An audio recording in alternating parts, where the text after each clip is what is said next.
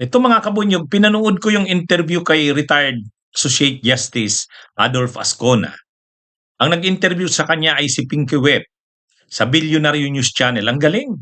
Ang ganda ng kanyang paliwanag. Pero yung bahagi lang tungkol sa tinanong siya, yung tungkol sa command responsibility,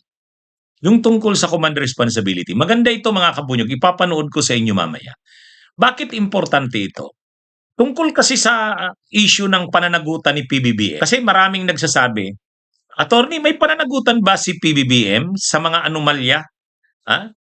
May pananagutan ba ang Pangulo sa mga anomalyang ito na nangyayari? Itong mga anomalya sa flood control?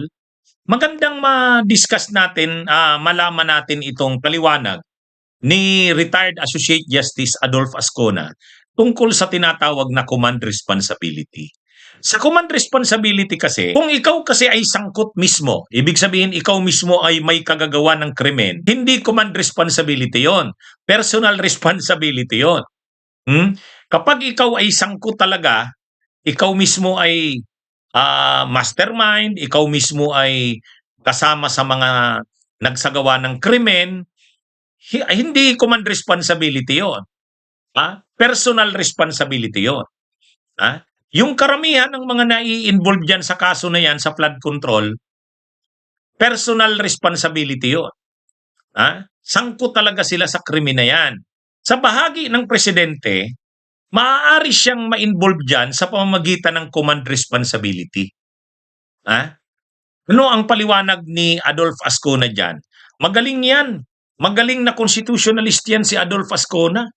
Hinahangaan ko yan.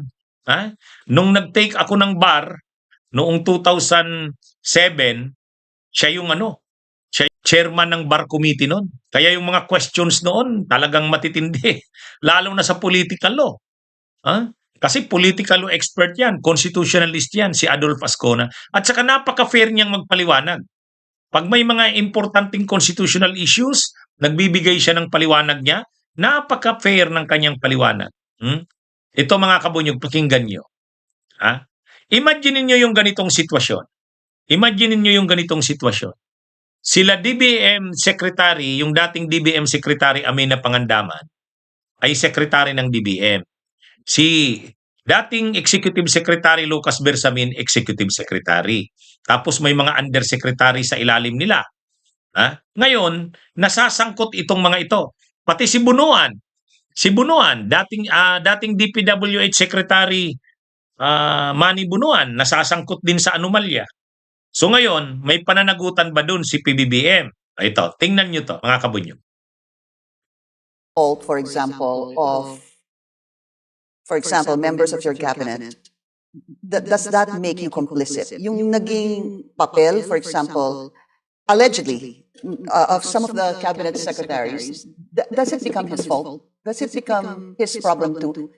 In one way, if, of course, the president did not know about it, or if the president knew about it, and how do you actually prove that? Okay, you have to apply the rules on command responsibility. And under the rules of command responsibility, it's adapted from the law of humanitarian warfare. An official becomes responsible, not personally, because if he or she does it, then that is personal liability. Command responsibility is different. It's done by your subordinates. Okay? And you knew that they were doing it, and you did not prevent them from doing it. You are responsible under command responsibility. Or you did not know that they were doing it, but later on, you found out that they did it, and you did not do anything to punish them or investigate them, then you are responsible under command responsibility. I see. So if you did not do it, you did not know that they did it, okay? And when you found out that they did it, But you did took nothing about steps to punish them, you're not liable as a command responsibility. Yan mga kabunyog, nakita nyo yung paliwanag? Anong masasabi nyo doon? Di ba ang ganda ng paliwanag ni retired Supreme Court Justice Adolf Ascona, no? Ang ganda ng paliwanag niya. Kapag ikaw, halimbawa, ikaw yung presidente, pagkatapos mayroon kang mga members sa gabinete, yung mga members mo ng gabinete ay may ginagawang mali, katiwalian, korupsyon. Ngayon, hindi alam mo 'yon. Alam mo yung ginagawa nila.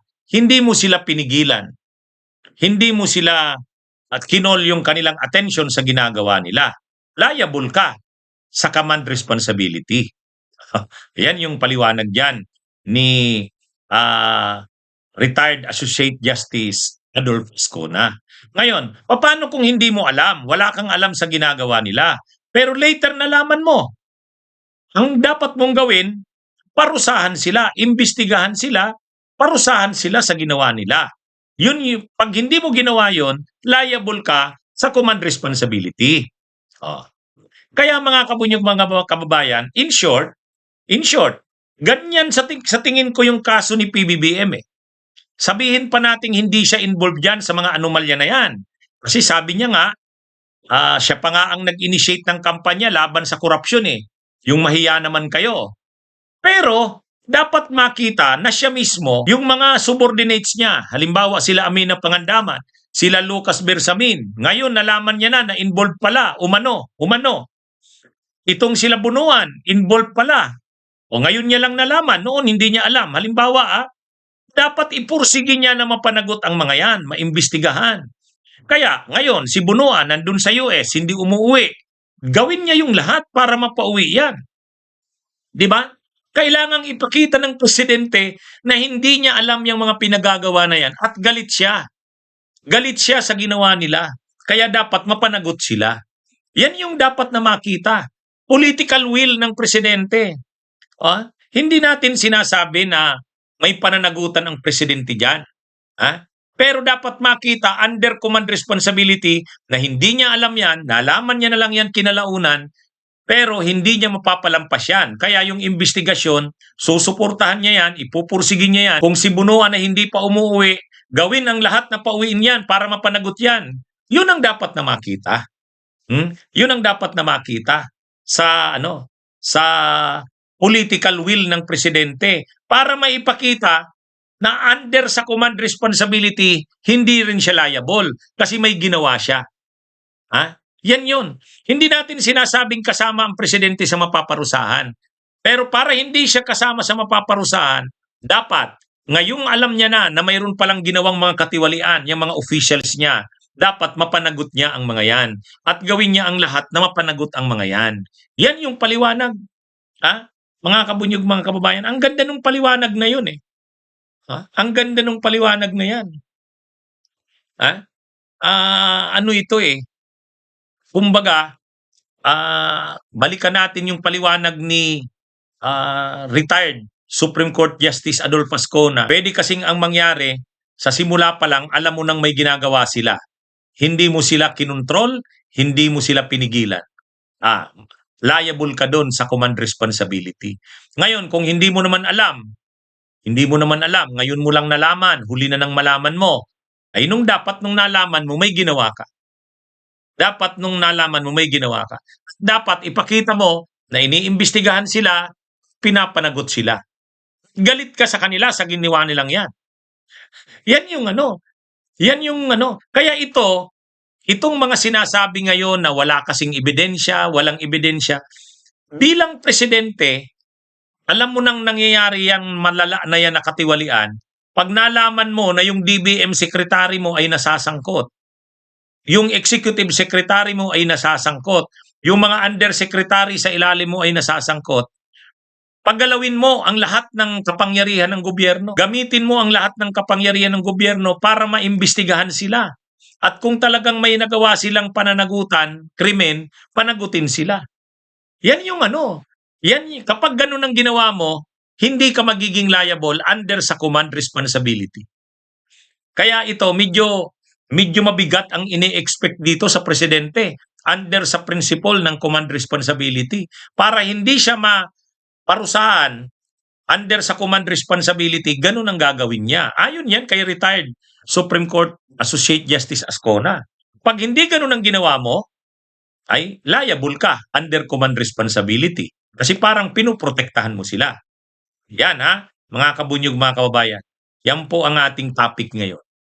Sana naunawaan natin itong paliwanag.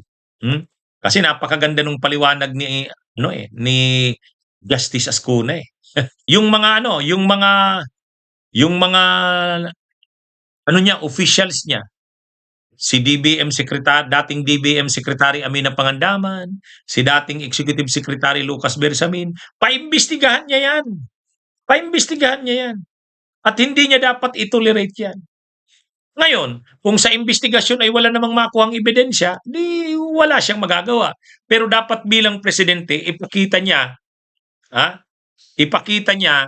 na hindi niya tinotolerate yan. Nung nalaman niya na may ginagawang masama ang kanyang mga krimen, ang kanyang mga o katiwalian, ang kanyang mga tao, hindi niya to tinolerate. Yan yung dapat na makita. Yan yung dapat na makita. Pag hindi yan nakita sa kanya, may pananagutan siya under command responsibility.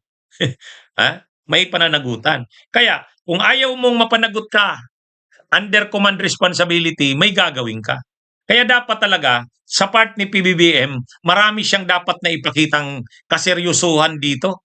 Hindi pwede na parang basta kasi nasabi niya, ako naman ang nagpasimula ng lahat ng investigasyon na yan eh. Ako ang nagsabi na mahiya naman kayo. Hindi sasapat yun.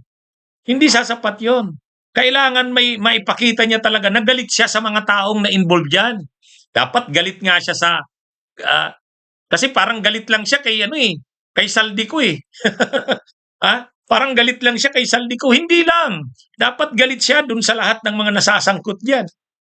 Pati nga yung mga diyan, dapat galit siya diyan. Yun ang makita galing sa presidente. Para kahit na yung command responsibility, hindi siya liable. Bunyog, bunyog, halikan na kasama ka. Bunyog, kapag buklod ay may pag-asa. Luzon, Visayas, Mindanao, isa ang pananaw. Sa bagong Pilipinas ang bunyog isisigaw. Bunyog.